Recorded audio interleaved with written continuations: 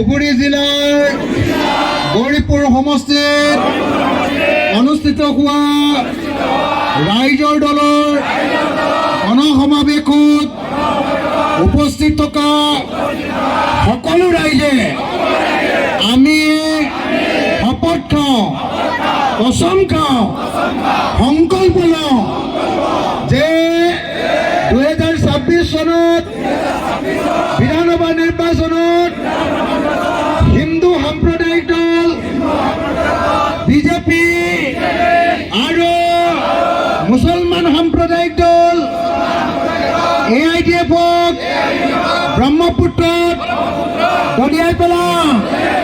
2026 চনত হিমন্ত বিশ্ব শৰ্মা আৰু বদৰুদ্দিন আজমলক বাংলাদেশলৈ খেদি দি আমি সকলো অসমীয়াই শান্তিপূৰ্ণভাৱে ভয়মুক্তভাৱে অসমত থাকিম আৰু অসমক শক্তিশালী কৰিম।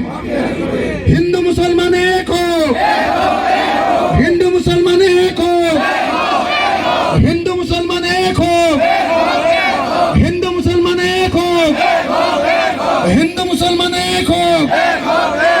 ৰাইজৰ দল, ৰাইজৰ দল, ৰাইজৰ দল। সকলো পিতৃ মাতৃ মা দেউতা সকলোকে ধন্যবাদ জনাই, আব্বা আম্মা আৰু ককাই ভাই সকলোকে ধন্যবাদ জনাই। জুবিন দাই ন্যায় পাব লাগিব।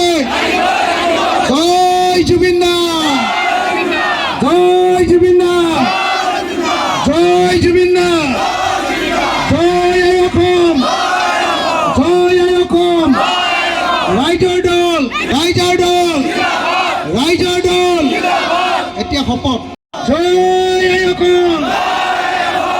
এই এনেকে নকৰিব কংগ্ৰেছ। জয় আই অসম, জয় আই অসম।